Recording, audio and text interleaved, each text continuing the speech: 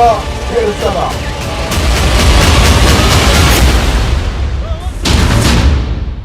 Double धमाका, double हमला, Hamas का खुफिया युद्ध।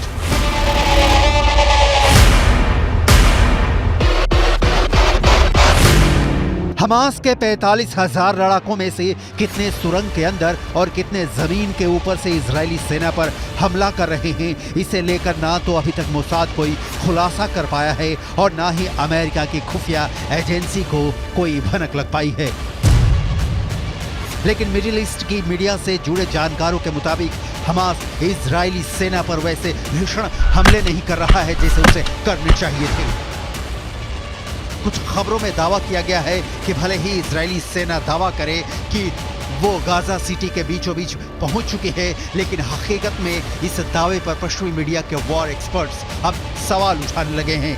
इजरायल के 34 से ज्यादा सैनिक जमीनी हमले के दौरान मारे जा चुके हैं। हम आपको पश्चिमी मीडिया के दावों के हवाले से बताने जा रहे हैं कि इजरायल सेना पर डबल धमाके के साथ डबल हमले की तैयारी हमास ने हिजबुल्लाह से मिलकर कर ली है।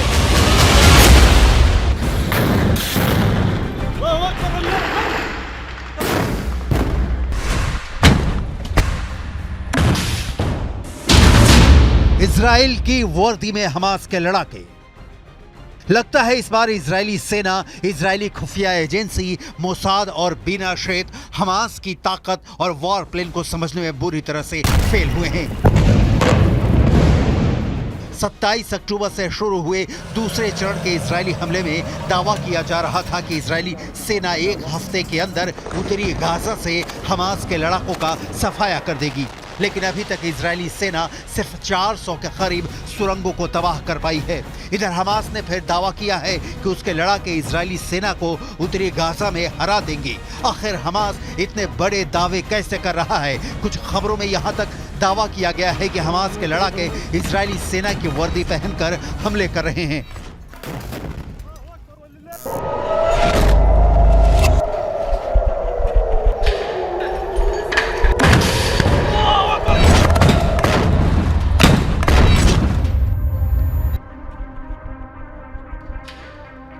हमास सेना के शाखा अल कसम ब्रिगेड ने एक वीडियो जारी किया है जिसमें दिखाया गया है कि उत्तरी गाजा में इजरायली सेना उनके टैंक, उनके बख्तरबंद लड़ाकू वाहनों, यहां तक कि बुलडोजर पर भी हमास लड़ाके बेहद बेरहम और घातक हमले कर रहे हैं। जरा आप हमास की तरफ से जारी किए गए इस 2 मिनट 44 सेकंड के वीडियो की एक एक तस्वीर को देखिए, जिसमें 50% तक तबाह हो चुके गाजा में हमास के लड़ाके चारों तरफ से हमले कर रहे हैं।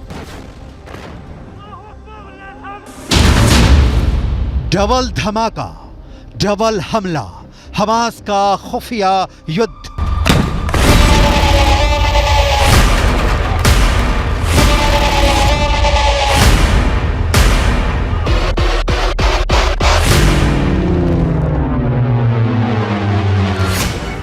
हमास की अल कसम ब्रिगेड के लड़ाके आरपीजी, थर्मोबैरिक ग्रेनेड, रॉकेट से इजरायली सेना पर बेहद पास से हमले कर रहे हैं। इजरायली टैंकों पर महज 100 से 150 मीटर दूरी से एंटी टैंक मिसाइलें और रॉकेट से हमले हो रहे हैं। हैरानी की बात तो यह है कि हमास की अल कसम ब्रिगेड अमेरिकी और रूसी हथियारों से इजरायली सेना पर हमला कर रही है। हमास के पास जो घातक राइफलें हैं उन्हें देखकर ही लग जाता है कि या तो अमेरिकी हैं या फिर रूसी। इस वीडियो में दिखाया गया है कि हमास के लड़ाके अचानक तबाह इमारतों से बाहर निकलकर आरपीजी फायर कर रहे हैं या फिर टैंकों पर सीधे रॉकेटों से हमले कर रहे हैं, जबकि जमीन पर इजरायली सेना का एक भी पैदल सैनिक नहीं दिख रहा है। इजरायली सेना पूरी तरह से या टैंक के अंदर है या फिर किसी बख्तरबंद वाहन के अंदर से हमास के लड़ाकों से जंग कर रही है। हमास के इस खुफिया युद्ध ने इजरायली सेना के पसीने छुटा दिए हैं। खुद इजरायल के रक्षा मंत्री तक मानने को मजबूर हैं कि उन्हें बेहद क्रूर और शातिर लड़ाकों से जंग करनी पड़ रही है।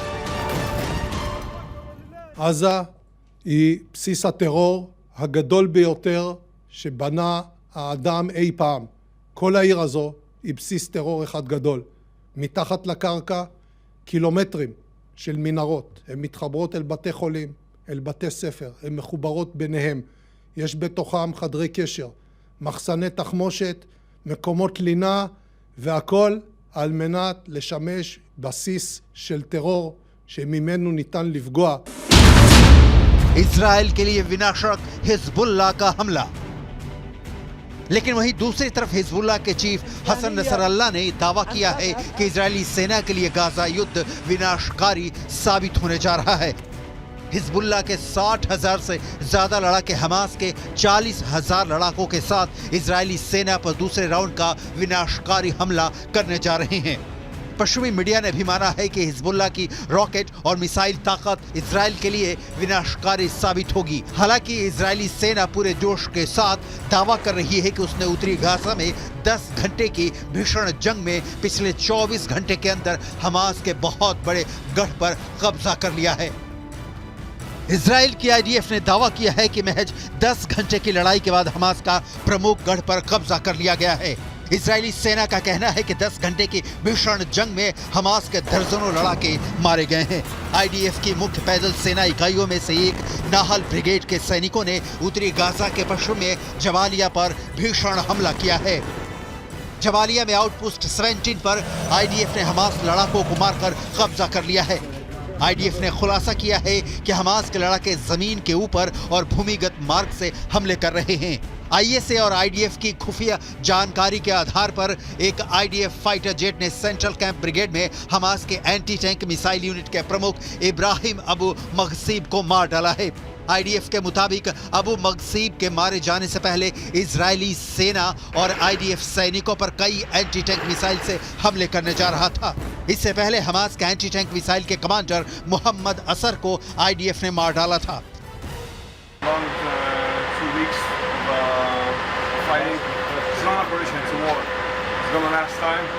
It's going to take its time until Hamas no longer exists, until our prisoners, people that were kidnapped, will come back home. It's been rough, it's been hard, but we're doing a good job. IDF ने कई तस्वीरें जारी की हैं जिसमें दावा किया गया है कि नॉर्थ गाजा में हमले बेहद तेज कर दिए गए हैं। इजरायली सेना ने यह भी दावा किया है कि हमास के करीब 60 कमांडरों को अब तक मार दिया गया है। रॉयटर्स के मुताबिक इजरायली सेना ने गाजा में हमास के चीफ आया सिनवार को उसके बंकर में अलग थलग कर दिया है। वो बंकर के बाहर की दुनिया से पूरी तरह से कट चुका है। इधर इजराइल के युद्ध कैबिनेट के मंत्री रॉन डर्मर ने दावा किया है कि 30 दिन से ज्यादा की जंग में 3 से 4 हजार से ज्यादा हमास लड़ाके मारे जा चुके हैं। उत्तरी गाजा का 50% इलाका पूरी तरह से तबाह हो चुका है। फिलिस्तीनी और हमास समर्थकों के बीच कोहराम मचा हुआ है। وقصف وعنا معاقة. احنا طلعنا من بيتنا لانه ما فيش المنطقة كلها اخلى. فيش طلعنا على المدارس مش آمنة برضه. يعني لا في عنا اكل ولا في عنا ولا يعني موت مية ما فيش نشرب. مية ما فيش يشرب اولادنا. بعدين ضربوا المخابز ضربوا 30 दिन की जंग के बाद पता चला कि उत्तरी गाजा से 70% फिलिस्तीनी और हमास समर्थक भाग चुके हैं। उत्तरी गाजा से दक्षिण गाजा के बीच 14 किलोमीटर का फासला है। दक्षिणी गाजा में लगभग उत्तरी गाजा से 7 से 8 लाख लोग पहुंच चुके हैं, जबकि उत्तरी गाजा में फंसे 1.5 से 2 लाख लोगों को हमास के लड़ाकों ने मानव ढाल बना रखा है। हथियारों के साथ हमास के लड़ाकों की लड़ने की क्षमता साफ दिखा रही है कि जंग अभी खत्म नहीं होगी, बल्कि अभी जंग में बहुत से खिलाड़ी खून की होली खेलने का प्लान बना रहे हैं। अब देखना होगा हमास और हिजबुल्लाह जब दो तरफ से डबल अटैक इजराइल पर करेंगे, तब कैसे इजरायली सेना हमास और हिजबुल्लाह का सामना करेगी।